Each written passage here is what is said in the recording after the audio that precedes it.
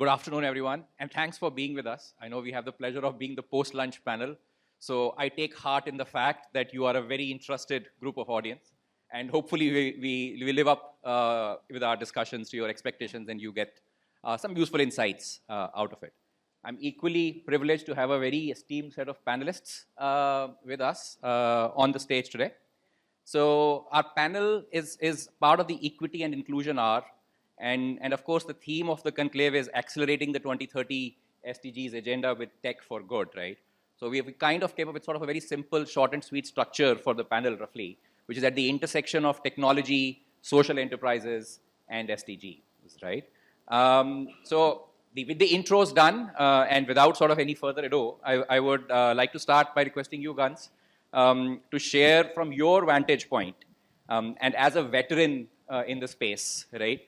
Over the past decade, how have you seen the sector of social enterprise evolve and change? What have been some of the real highs, triumphs, so to say, and also what has been the role of technology that you have observed? So this is more from your vantage point as a broader sector, not just Sakdarshak. We will come to that later. Sure, thank you. I just wanted to correct something in my bio. I didn't found Willgrow. It was founded by a wonderful man called Paul Basil in 1999 or 2000. I joined him much later, so I don't want to by any means take credit for founding Willgrow. But in the last 13 years that I worked with Willgrow, I've seen quite a fascinating transformation, partly because of one of Willgrow's large donors, the Lemelson Foundation. Willgrow's focus was on invention, technology, and applying that to the problems of our society. So we did a lot of work around medical devices and things like that. I think the big change that I've seen is, firstly, the quality of entrepreneurs that we saw improving. So when I started out in 2010, you typically had these very young, very passionate, but relatively inexperienced entrepreneurs who were trying to solve a problem that was really bugging the daylights out of them. And they, gave it their heart and soul, but often would struggle from the fact that they didn't have the experience or the background of having run anything, of having worked in an organization, of having hired people, of having raised money, of having developed a product and seen that through.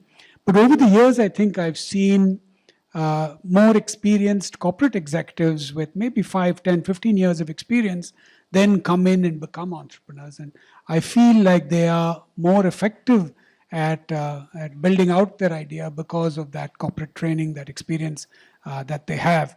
And they've got to do it when they're in that 10 to 15 year time frame, when they have enough experience to be able to put it to good use, but they haven't become so jaded or hooked on the, what is called the entrepreneurship marne ka injection, or EMI, that then causes them not to be an entrepreneur. So you've got to do it before, the fire kind of goes out of you. I think the second thing that I've seen is the good effect of, government programs. And the BIRAC, for example, the Biotech Ignition Grant, where they were just flinging 50 lakhs at slideware, pure slideware, actually has resulted in a number of ideas, good technology-based medical devices that have found their way into the field, are saving lives, are helping people, really benefit. So you're seeing the effect of some of those really risk-taking programs. And then developing that, you're beginning to see the rest of the ecosystem. So investors who come in after some of that initial risk has been taken out. So if you're an entrepreneur starting out something and you use that big grant to get to a certain point, there is somebody to help you in the relay race at the next stage. And I think the last thing before I hand it back is we're beginning to see the other parts of the ecosystem come together. And so you're seeing foundations, you're seeing go-to-market partners, you're seeing corporate CSR that are also now beginning to recognize that, hey, profit's not a bad word. This social enterprise is actually an interesting animal because it has the ability to generate some revenue, take care of some of its financial sustainability, attract a better quality of talent, scale. And so you're beginning to see more organizations now supporting social enterprises as they address the SDGs. No, wonderful. So starting with talent moving in and some seed capital to start things, then the ecosystem is coming together and seeing the value of it. Sure, that's great. So Srikanth, moving on to you. While Janaagraha itself has been around for 23 plus years, right? And you have been associated with it for more than 12 years, I think, and as a CEO also for the last 7.5. How has Janaagraha evolved in this period, right? And what has changed? What has stayed the same? And where have you seen technology give either sort of a flip or made a real difference into the mission for Janaagraha? Thanks. We work on cities. Our mission is to transform quality of life in cities, and we work across participatory governance, which is how do you get citizens to engage with elected councillors, ward level officials, to deepen trust and engagement at the neighborhood level. And the second part of our work is partnering with state and union governments and constitutional bodies to reform systems of governance. How do you get better urban planning? How do you get better design standards for roads? How do you get better municipal finances, staffing, and so on? Decentralized governments, empowered mayors and councils, and citizen participation. I'd say for the first 5 years, we were founded as a platform for citizen participation, so that's what we focused on. Then we transitioned to a phase where we realized that there are two sides to the coin, and we started working on the side of governance and governance reform. So engaging government in mainstreaming citizen participation, accountability, better planning of cities, etc. And the third phase, circa 2010-11, again with the support of Omidyar Network in this case, but other philanthropists too, we embarked on a journey of civic technology. And it's been a mixed bag, frankly. We are still quite hopeful and optimistic. We work on a principle that we call urgent patience, urgency in our efforts, but patience with results. So, so we have Public Eye, which is the official mobile app in Bangalore for crowdsourcing traffic violations. We've built and maintained the official mobile app of the Swachh Bharat mission, which connects citizens to their ward level engineers for garbage resolution in a systematic manner.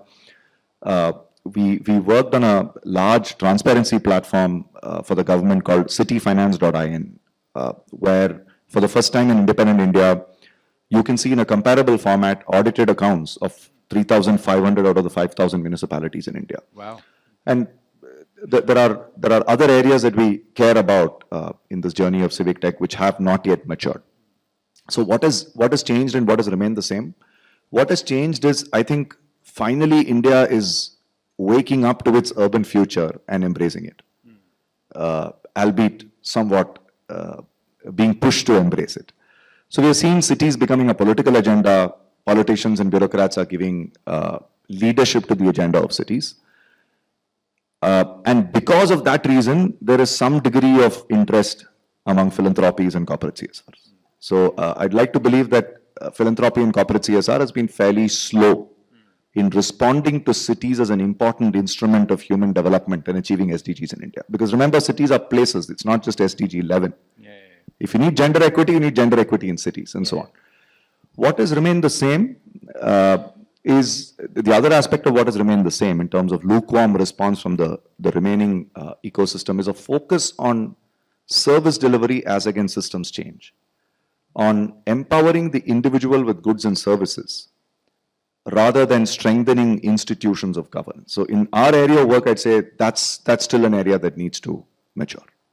The focus should be on strengthening the system itself that is more sustainable. There has to be a somewhat balanced approach. Yes, there is a need to meet near-term priorities of service delivery and take care of what is immediate, but ultimately in a democracy, what will really deliver for you in the medium to long term are robust institutions and systems. Of course, that's the long term. I feel the focus on that with respect to cities, including from within government and outside of it, has not been adequate. But certainly net positive in the last 10 years, a lot more openness and willingness, but a lot more we can do with civic tech. We're seeing a lot of supply side interventions, or the demand side interventions are a lot more about me and my family. But we feel that if you strengthen trust and engagement between citizens and the state, there's much to be gained across sectors. Oh, wonderful. Yeah. Two other concepts that really resonated were sort of your urgent patience, which I'm sure every social enterprise will resonate with too. I'll come to you next in terms of from an industry also has been since 2000 been working really with the bottom of the pyramid, right? And at the intersection of now, as you say, gender, equity, and climate, right? And you work almost exclusively with women to kind of ensure there are sustainable livelihoods at a community level, right? So what's been sort of your personal experience and highs over the last decade in how you have seen this space evolve? And with you, I would also love to hear a little bit more about, from your experience with technology, the focus on gender. Has that sort of resulted in some unique insights which may not otherwise be there because you work exclusively with women? How has the experience with technology been, or the impact of it been as well? So those two questions. Thanks, Sachin. So, see, if you look at industry's journey, and our industry, the belief is technology serves two purposes. One is how do I do better at what we're doing, right? And how does it, how can we impact, how can I amplify the impact to the last mile? So looking back at what the last decade has happened, right, particularly during the COVID time. So there was a time where most of it was digital, right? So whether it is the content delivery or even our interventions which need the teams to be on the field, right? So there we could do a quick switch to fully digital platforms, right? We used eco platforms to deliver content, train our staff, right, and train the women, particularly on the ground, in terms of what should they be doing in terms of taking care of their own health, right, in addition to our impact work interventions. So trying to answer your question about has it impacted gender? Yes, because the phone was in the hands of the women, right, and it could be her husband's or child's, but then for us it was registered on her. So any message was sent to her, okay, and so and so. So either the son or the husband would gladly pass on the message to saying, hey, you got a message, right? So we could see that more of ownerships, and we could see more of participation from the women, right? And even that era, that COVID time, like all of us bore the brunt of it.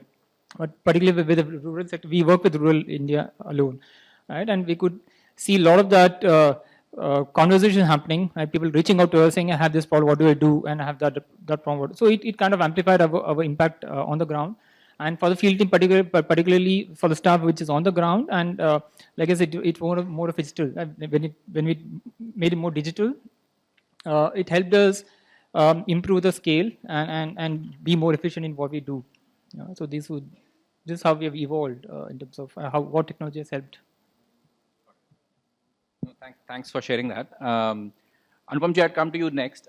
You bring a unique lens of having led CSR for many big companies and organizations, right? So from your perspective, how has the point of view changed amongst the organizations in terms of where the CSR support goes to, right? And this notion of a social enterprise, which is also sort of a profit-making entity, not just an NGO, and how do CSR think about it? Like where to allocate resources, and does technology play a role there at all? Thank you for that question. And just to add, if I'm bringing the corporate flavor into the discussion, so let me just talk about, I think the biggest milestone that we as corporates got was the Act coming into enactment. And after that, the journey has been, while we saw it happening, it was more of systemic initiatives, rather strategic initiatives that were happening at that point in time. It was more in looking at what should be done and how it should be done after the advent of the Act. But over a period of time, I see the industry moving towards more of a systemic initiative, which I would mean like the industry is moving towards Industry 4.0, we are probably moving towards CSR 2.0, which is where we are looking at the impact. The whole focus is now impact driven, not the action driven or output driven, which was probably the case, I would not say as a general statement, but for some of us. But over a period of time, we have moved on to look at not just the output of it or the input that is going into the program in terms of investment, in terms of resources, but it's also about the outcome and the final impact that you're looking at. And the beauty it is that also focusing on sustainability, of talking about, at least the discussions are going on what to do and how to do, to ensure that whatever you're investing on, the people that you're bringing on, the coalitions that you're creating are actually sustainable on their own. And that's where somewhere down the line, even in micro enterprises, as you suggested, also, or enterprises or social enterprises that we're talking about, has seen the same story, from not just kind of extending some support in terms of kind of making them get access to certain comforts. We are moving towards enabling ecosystem, whether that is healthcare or education or the larger ecosystem of economic side of it as well. And there, what plays is, and I want to respond to another question of yours earlier, the gender part of it. I believe inclusivity through technology has really played a big role. The access to technology has been a big piece, and probably the momentum of change, which I'm sure Janaagraha as well as our other panelists will also appreciate on, in terms of access to technology. They're becoming more digitally able to understand what's really happening. Access to technology has led to schemes coming to them, or their awareness about kind of not just the PAN and the Aadhaar cards, but then what probably they as farmers could access on for kind of enhancing themselves in terms of technology, be that on that particular front or otherwise as well. So I do feel people are far more engaged. There's innovation which has happened, which has led to inclusivity, as well as also there is an element of informed development, which I have seen over a period of time, that has actually been more transformation-led or impact-led, as I would want to say.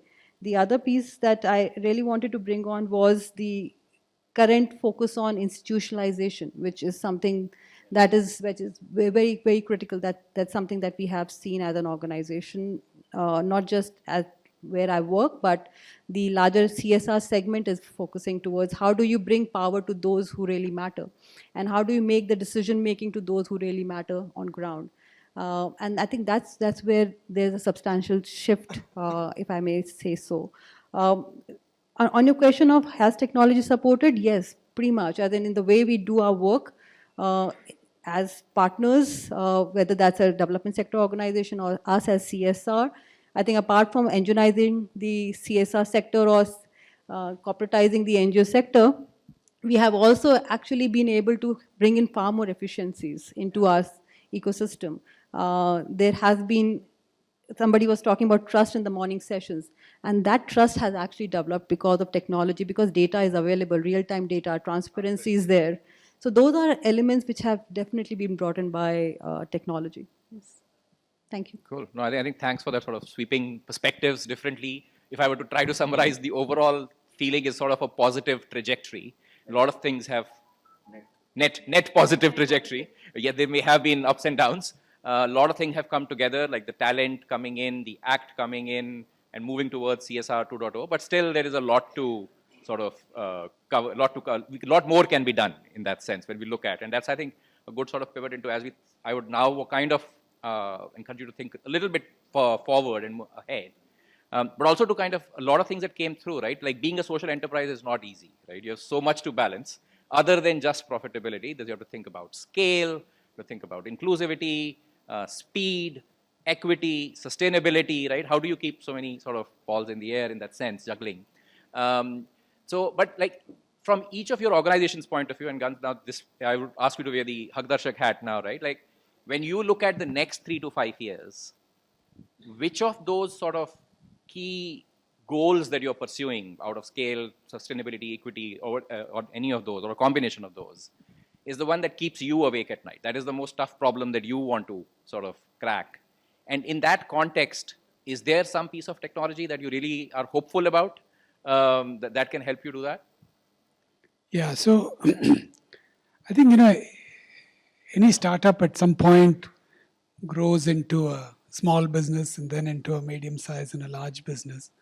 But at the same time, it should work hard not to lose that which made it successful as a startup, which is the speed with which it responded to opportunities, the connection that it had to customers and beneficiaries, and the creativity that it brought to the problems that it saw all around it. So how do you create an organization that can scale, that has hundreds, thousands of employees, that serves millions of beneficiaries?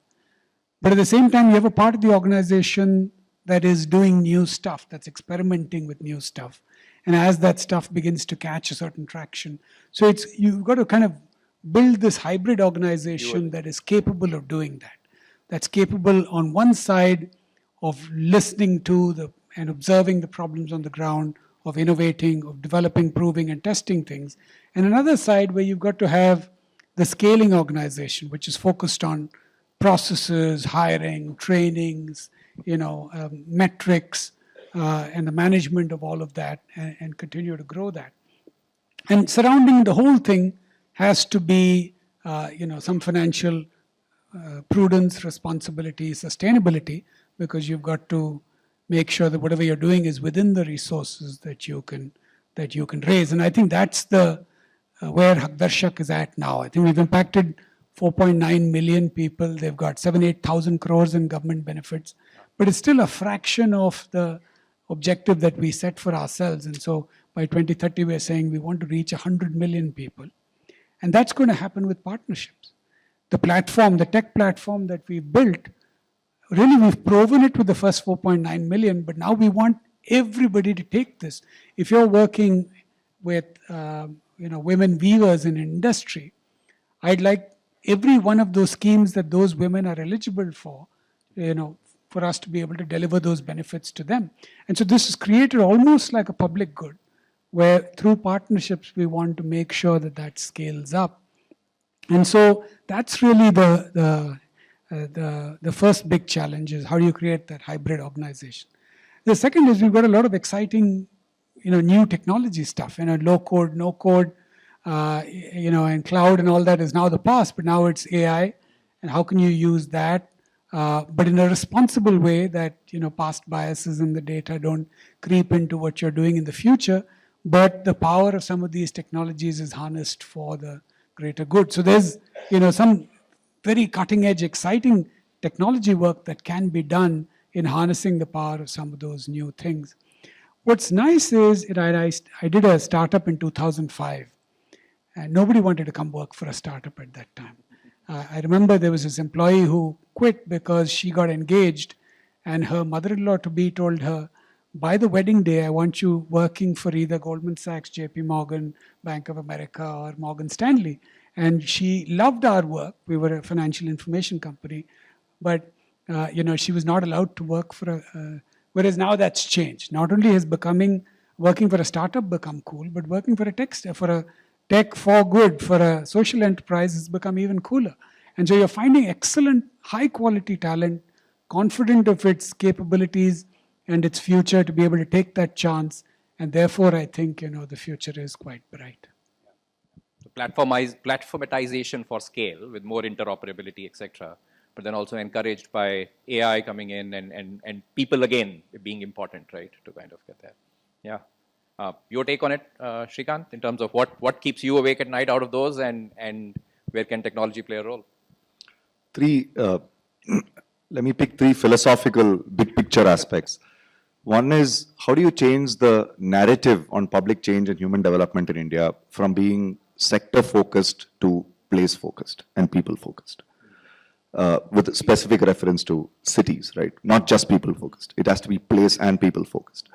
Currently, particularly with respect to cities or citizens in cities, the focus is largely sectoral, and that's actually accentuating challenges and not solving them. Right? Whether you take flooding, other impact of, air pollution, housing, water supply and sanitation, etc., the sectoral way in which these are governed, as against the place-based way in which the country or states are governed, has a huge impact. So how do you change the narrative from sectors to places and people? The second is, how do you change the narrative from private and personal goods to public goods? Yeah.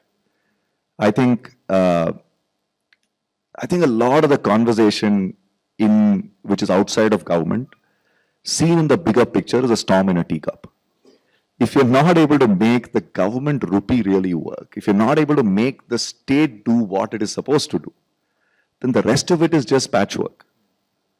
So how do you move the conversation from subsidizing for the state or somehow working alongside the state's ineffectiveness and inefficiency to working in partnership with the state to build the capabilities that the state needs?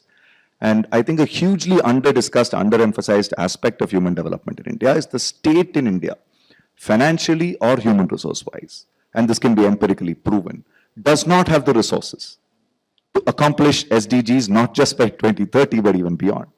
And I do not believe the non-government sector, which is anybody outside of government, is actively engaging on that as much. And the third thing I'd say is, how do you move from service delivery to systems? And this is related to the earlier conversation on moving from private and personal goods to public goods, which is the service delivery route is linear assembly line. So it's almost like, because many of us happen to come from corporates, you have a hammer in your hand, and so you go around looking for a nail. But we should learn to work backwards from what is it that will achieve the greatest good within the next 5, 10, 15 years, and not say, I have this skill, let me go around seeing how best I can apply that skill. And so I'd say, how do you move from service delivery, which is like giving fish to people, to building strong systems and institutions of governance? No, These are the three things that keep me awake. Technology? See, I think technology, I think technology is useful, but I'd be very circumspect on what technology has achieved in urban until now. I think a lot more can be done. And the inertia is because the non-government sector is happy to be co-opted by the government into something that is very transactional and suboptimal, and is not willing to show the sagacity and the resilience to focus on the long term. So I'd say I am excited about technology, but I'm cautiously optimistic. I'm still not seeing signs of technology being adopted at scale and sustainably within government to build stronger institutions and systems. And we've seen, on the contrary, we've seen several cases of us taking a step forward and walking back 2 steps. So they'll commission a system, the system will run for 5 to 10 years. By the time it's year 4, you know which direction it's going. And then it dies. And then again they tender out something else will get built and so on. So cautiously optimistic. Yeah. No, but I think you also touched upon the point of like the public goods, right? And they're definitely over the last 2-3 years at least, has been a very marked shift towards that, even at the government levels and across sectors. If I can just add a line. And frankly, our reading is that the state is actually showing a lot of excitement and being very proactive, which is a change from the last 10 years. So the state is wanting to collaborate, willing to engage. Yeah. But I don't think the other side is responding as strategically as it should. Yeah. All need to come together for sure. Cool. Vinay, thoughts from you? Yeah. So what keeps us awake, and personally me, are the 3 things which comes to as naturally is the scale, sustainability, and equity. Right. When I mean scale, is whatever we're doing today, how do I amplify that and reach out to every other village in India at scale? So that requires us to modularize, and some of us spoke of institutionalizing. So modularizing what we do. So what we have today is a model which we call it a 6C framework, right? So basically 6 C's. So each C is an acronym for a particular element. All the 6 C's are required for a sustained growth of a enterprise. So in this enterprise, a rural enterprise which is into some kind of a value-add product, a value addition. Yeah. So to be able to do that, only technology can enable that journey. So we are trying to build, looking at open source already, saying how do I put all the 6 C's into a platform, and then there is there for the teams to adopt it, and even for the women on the village, in the respective village, to adopt it, right? So let's say somebody wants to raise a sales invoice for a delivery made, right? You can as well as use this platformized the option component. And that's about scale, and we're looking at that. And with it comes the sustainability aspect, right? With whatever we're doing, how do we sustain enterprise? So what we essentially do is get at the rural level, create enterprises with a strength of 20-25 women, right? And more like SHG kind of a format. And for it to be sustainable, it needs access to raw materials, it needs access to market, it needs access to product development, right? All of it needs partners. Yeah. So again, the technology is where we look at how can it sustain? It cannot be just one person intervening and creating designs or a team of few people trying to get a market. So it has to be the partners. Right? The partners, the markets have to come and say, okay, here's the order for this particular product. Can you make it? Right? And on the contrary, I think this is the products I make. Right? Are there any buyers willing for that? Right? So again, looking at technology, how can I bridge the gap? Right? That's of sustainability. And the equity here, since we work with women, largely women. The equity part is that the power of this has to be in the hands of the women. So again, technology comes in handy. We're looking at apps, we're looking at open source technologies already, wherein any transaction is done by the women. And for example, even a farmer, right? We work with several farmers in many states, right? So instead of somebody from the organization going and telling their farm area, right? So we have enabled that in the technology, saying, okay, you take this phone, go around your periphery, it will calculate the area for you, right? And it will geocode, right? And geotag it. So it's available for the farmer, and we are also trying to develop, saying how does the farmer get aware, be aware of the diseases a crop would have, right? So in terms of, again, looking at technologies, integrations with a simple tool like WhatsApp, right? WhatsApp is used by everybody in India and more so in rural India as well. So it could be a chatbot, for example, right? So things like that. So we're looking at leveraging technology to meet all these three aspects.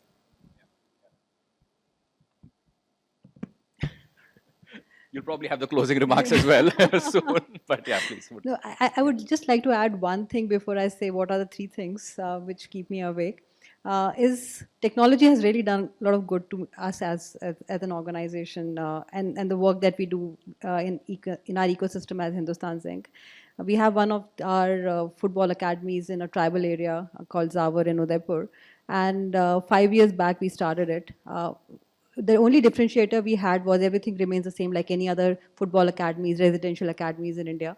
We brought in technology. It was more like a gamified element, a screen where we could look at the stamina, the technique, the capability of the child, and further analyze, assess that data, work on it, and kind of help the child improve or the youth improve around that. I think within 5 years, that has made a big differentiator in terms of we have a goalkeeper in the Indian team.